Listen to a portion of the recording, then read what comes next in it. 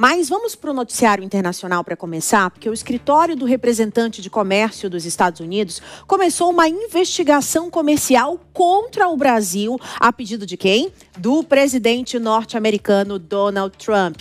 Eliseu Caetano vai chegar agora ao vivo para trazer os detalhes sobre essa investigação direto dos Estados Unidos. Eliseu, meu amigo, boa tarde. Que situação é essa, né? Porque ontem Donald Trump afirmou que decidiu impor essas taxas ao Brasil simplesmente porque ele pode fazer isso. E também disse ontem que não é tão amigo assim de Bolsonaro, que só acha ele um homem bom. Então, tá claro que tem uma situação ali política além de econômica, né, Eliseu? Bem-vindo. Acho que sim, viu, Márcia? Já ficou claro, pelo menos para algumas pessoas envolvidas nessa situação, de que sim, são dois pontos muito claros nessa questão.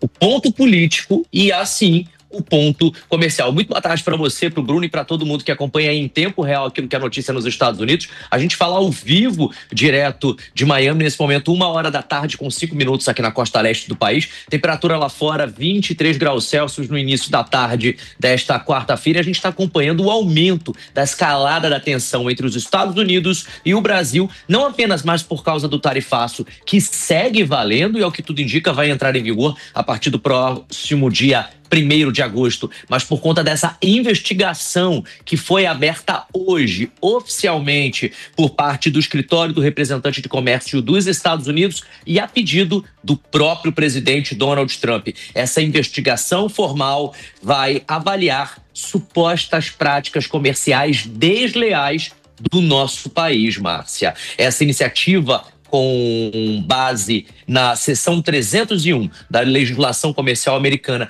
ela foi a mesma utilizada há alguns anos atrás com relação à China. Os mais antigos vão lembrar disso. Segundo o documento que foi divulgado pelo governo americano, os produtores brasileiros têm se beneficiado de políticas fiscais e de subsídios internos, criando um ambiente de concorrência desleal. O foco será principalmente em setores como aço, alimentos industrializados, calçados e têxteis. A gente tem aí uma arte que mostra parte desse comunicado. Aliás, nós temos uma arte do comunicado inteiro na íntegra e nós separamos trechos. E a gente começa, obviamente, pelo início, né? Quando esse escritório de representação comercial americano diz e anuncia oficialmente o início das investigações pela seção 301 sobre as práticas comerciais desleais do Brasil. Esse é o e-mail que a imprensa recebeu e o governo do Brasil também, viu? E aí depois o e-mail discorre, né, explicando os motivos, né, dessa abertura de investigação que, atenção, hein, Márcia, pode resultar na aplicação de tarifas adicionais sobre os produtos brasileiros. Então, além dos 50% do tarifaço que deve entrar em vigor a partir do próximo dia 1º de agosto, se essa investigação levar o governo dos Estados Unidos a confirmar, o Brasil pode ser sobretaxado, ou seja, uma taxa em cima da taxa. O processo de duração previsto é de 12 meses e durante esse tempo o governo brasileiro será notificado, obviamente, oficialmente, para prazos aí de resposta e possibilidade até de audiências públicas, Márcia. Dados apontam que o Brasil exportou cerca de 36 bilhões de dólares em produtos industriais para os Estados Unidos, isso apenas em 2024, o que representa mais de 40% do total das exportações brasileiras para o país. Qualquer sobretaxa, portanto, de acordo com os analistas políticos, pode gerar aí impactos diretos no setor produtivo nacional e também na balança comercial bilateral. A gente tem aí um segundo trecho dessa carta, eu vou pedir para a nossa editora-chefe colocar também, para a gente acompanhar, porque eles explicam, através dessa carta, oficialmente aquilo que vai acontecer aqui com o governo do Brasil. E essa segunda arte mostra exatamente isso. Eles dizem o seguinte, eu vou ler aqui, minha letra está bem pequenininha, mas olha. Hoje, o escritório do representante comercial dos Estados Unidos iniciou uma investigação sobre o Brasil, sob a seção 301 da Lei de Comércio, que é de 1974, Márcia. A investigação buscará determinar se atos, políticas e práticas do governo do Brasil relacionado ao comércio digital e de serviços de pagamentos eletrônicos, tarifas preferenciais injustas, interferência anticorrupção, proteção da propriedade intelectual, acesso ao mercado de etanol e desmatamento ilegal são irracionais ou discriminatórios e se oneram ou se restringem o comércio dos Estados Unidos. Márcia. Perfeito, Eliseu. A gente vai seguir sobre esse assunto agora, conversando com o nosso comentarista convidado do dia, o Diego Tavares. Abre ele, por favor, aqui na tela, direto de São Paulo. Diego, muito bem-vindo em tempo real aqui na Jovem Pan com a gente. Eu queria que você explicasse melhor para quem está em casa o que significa essa o que eles dizem nesse acordo, né? Nessa carta que eles enviaram ao Brasil. O que seria isso de estar prejudicando as exportações americanas, concedendo tarifas mais baixas a parceiros comerciais que não são os Estados Unidos, a outros parceiros comerciais. Então, o Trump está dizendo que o Brasil prefere abrir o comércio para outros e as tarifas em relação aos Estados Unidos são mais elevadas. É isso? Explica, por favor, para quem é leigo entender, para quem está em casa. Boa tarde. Boa tarde, Márcia. Boa tarde, Bruno Pinheiro. Boa tarde, Eliseu. É exatamente isso. O Trump está agindo como aquele namorado ciumento. Ele não quer que o Brasil se relacione, abra as suas fronteiras comerciais para fazer negócios com outros parceiros. Importante pontuar, Márcia, a seção 301, do ponto de vista comercial, é o procedimento investigativo americano mais gravoso que os Estados Unidos podem encampar contra um parceiro comercial. E, de fato, isso abre as portas para que, além dos 50% da tarifa que já foi anunciada, o Brasil seja ainda sobretaxado.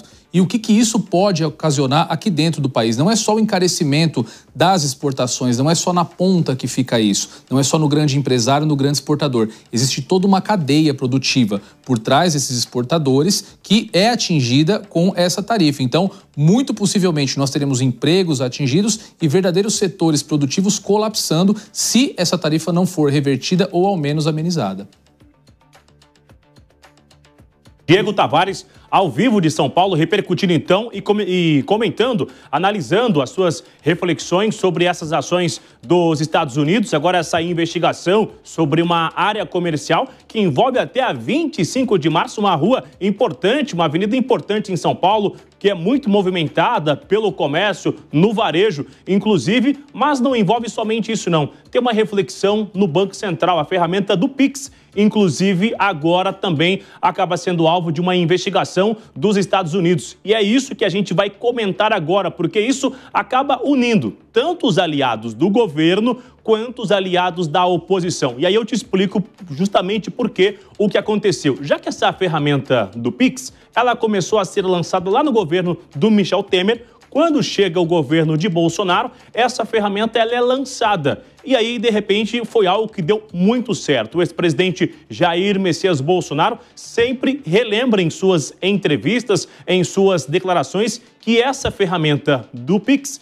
que deu mais autonomia para o comércio, inclusive para as movimentações financeiras, foi algo muito importante na sua gestão. Ele usou isso, inclusive, na campanha eleitoral. Agora, os Estados Unidos começam a falar de uma ilegalidade sobre esta ferramenta. E aí, o que está acontecendo?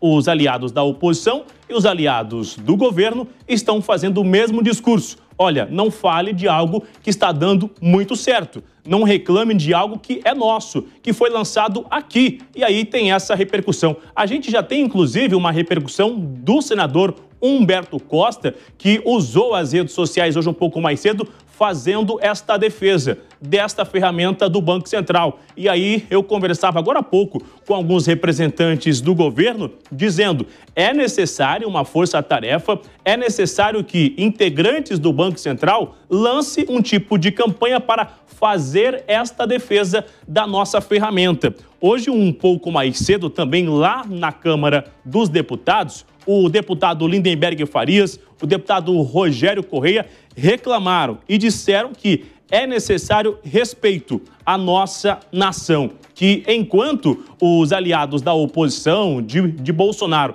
eles estão insistindo para uma investigação ou aplicar uma nova taxação em relação a isso, o governo estava analisando a isenção do imposto de renda àqueles que ganham até R$5.000. De acordo com o Lindenberg, é uma canalice, no olhar de Lindenberg, essa investigação dos Estados Unidos. Então a gente consegue ver que, juntando este caso, une a esquerda à direita em defesa de um assunto importante que é uma ferramenta do Banco Central. E nesse discurso, a gente vê que essa confusão, ela não fica somente restrita aos Estados Unidos, acaba vindo para algo interno nosso aqui, que será claramente usado numa campanha eleitoral. Então está difícil acabar essa discussão, já que uma coisa acaba ligando na outra. Essa informação de uma investigação chegou ontem à noite e agora os aliados do governo esperam, inclusive, uma reação do Banco Central para fazer uma autodefesa de uma ferramenta tão importante que a gente usa diariamente aqui, né, Márcia Dantas? Com certeza, Bruno. Inclusive o povo, eu estou recebendo muitas mensagens aqui nas redes sociais, revoltado também com isso, com medo, né, do que possa acontecer com o Pix, que é uma ferramenta que hoje ninguém mais praticamente usa dinheiro em espécie, né? Todo mundo ali acaba fazendo pagamentos com o Pix. Então a gente tem que acompanhar e o Banco Central, na minha opinião, já deveria ter feito um anúncio, já deveria ter respondido a essa carta, Bruno.